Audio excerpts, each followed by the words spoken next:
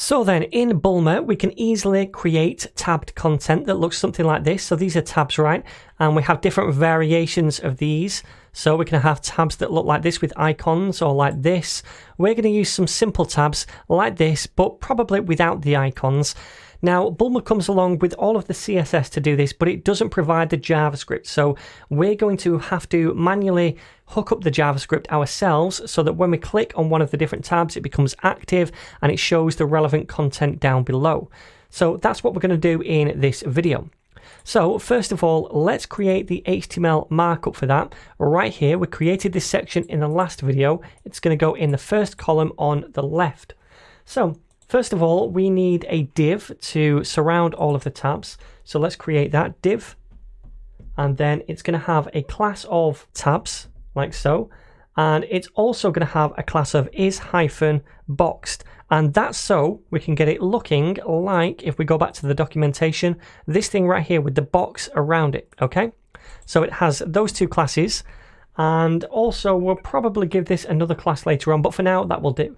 So that's the first step. The second step is to add in a UL tag, and each li tag is going to be a different tab, okay? Now, what I'm going to do is add an anchor tag in each one of these as well, because we're going to click on these so we get that little hand icon when we hover over them. And the first one is going to be product details, like so.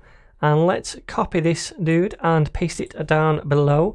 And this one is going to be delivery information. If I can just highlight all that. Delivery information. All right. And if we preview this now, we can see hopefully that we have tabs right here. Okay, the is boxed hasn't worked because there's one thing missing, and that is we need an active tab.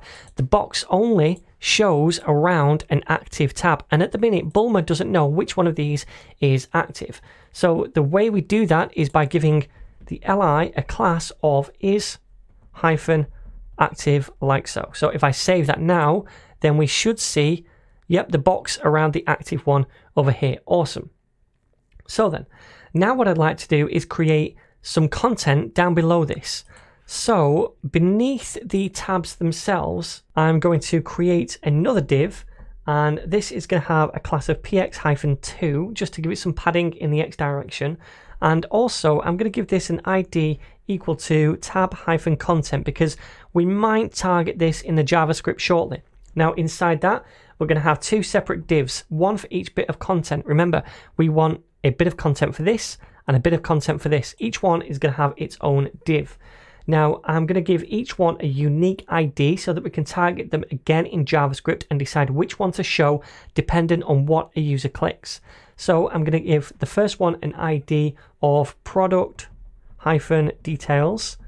And then I'm going to do a bit of content inside here. So an H3 first of all, then is-size-5, and also title. And we'll say product details, like so. And then we'll do a paragraph underneath that. So we'll say inside here, lorem 30 to do some lorem ipsum. Okay, so that's pretty much it. I'm going to copy this and paste it down below. And this time I'll change this to delivery information for the second tab, and then we'll also add that right here, delivery information, like so. Okay, so if we save that, at the minute we're going to see both bits of content. Now, we only want to show one of them at the beginning, and then if we click on the other one, delivery information, we swap out the content, right? Now, what I'm going to do then is use a class to hide this second one to begin with. So this one right here, I'm going to give a class, and I'm going to set that equal to is-hidden. So this is how we hide something in Bulma. We give it this class, and now we don't see that second bit of content. So how is this going to work? We've created the tabs and Bulma's styled them for us, but now we want to hook it up so that when we click on this, we show the second bit of content and we hide this instead. So what we want to do is essentially, when we click on this second one, we want to take away this is-hidden class from here so it shows, but we want to apply it to this one right here. So the first one is hidden. We also want to change this to have a class of is-active and take it away from that thing right there. Okay, so it changes what li tag the box is around. So this is going to be a little more complex than the JavaScript we created for the navbar. The first thing I'm going to do though is apply a data target attribute to each one of these li tags so that when we click on it, we know which one of these to show and which one to hide. Okay, so let's do that. I'm going to give this right here a data hyphen target, and by the way, this is a data attribute. It can be data hyphen whatever you want to call it. I'm going to call it target because this is ultimately going to be the target thing that we're showing and hiding, right? So data hyphen target is equal to product hyphen details in this case, because if we click on this one, we want to show this div. And if I copy this and paste it down below, I'm going to change this one to delivery hyphen information, and these match up to the IDs that we give each one of these things.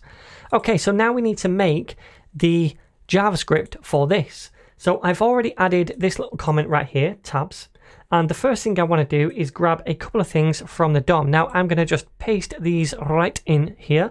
So we have tabs, which is equal to document.querySelector all, and then we want all of the li tags inside the tabs div, which is both of these things. So we're grabbing both of those, and we need both of those because we want to attach an event listener to each one. And that event is going to be a click event.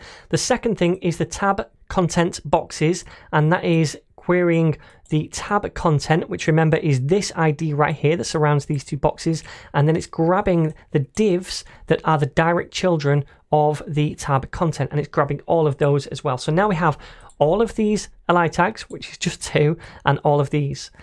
So we have those. The next thing to do is attach an event listener to each of the tabs. Now the way we do that is by taking the tabs and cycling through them using for each, and then we can fire a function for each one of these.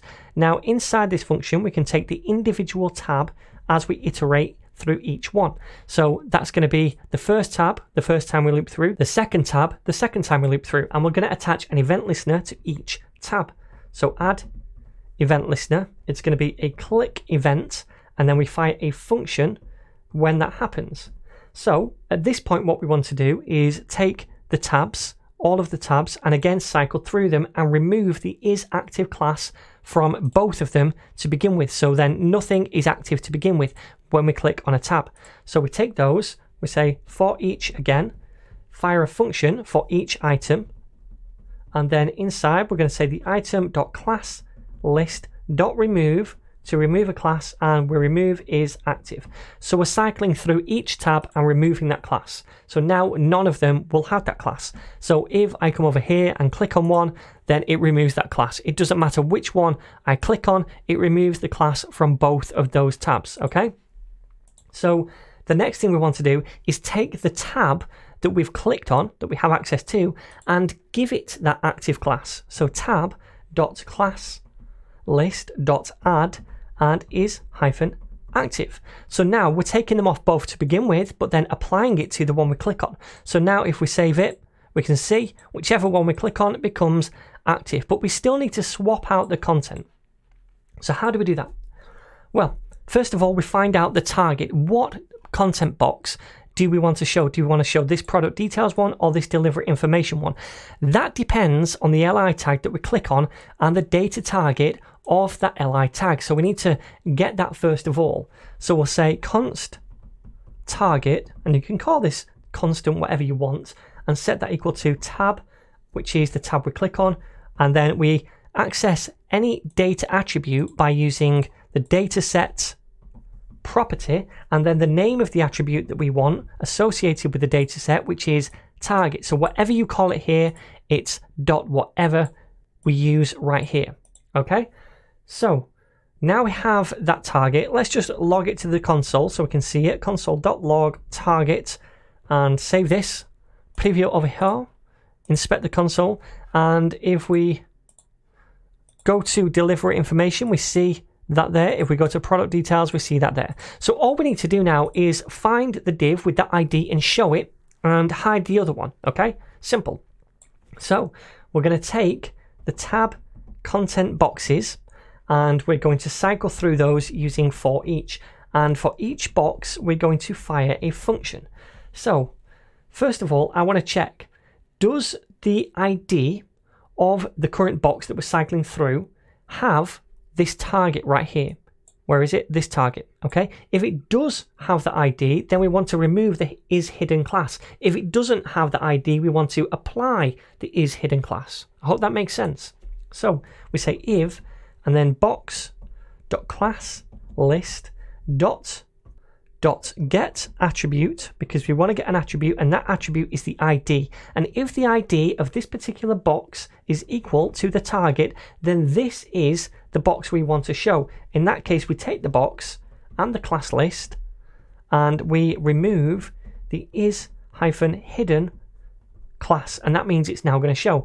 Otherwise, if they don't match, then we want to hide it. We take the box and the class list, and then we add the is-hidden class. Is hidden, not is hidden. All right. So save that, cross your fingers, and hope this works. So if we come over here now, and let's just refresh for good measure. If we click on deliver information, then we see the new content down here. Product details, and it goes back to this, deliver information. And if we inspect those elements and take a look over here, notice that when we click on these li tags, the isActive class swapping, and also notice down here inside tab content, these two divs, this one is hidden, but it's going to swap when we change to the other tab. Okay, so that's all we're doing. We're toggling those two classes, and that is our tabs done.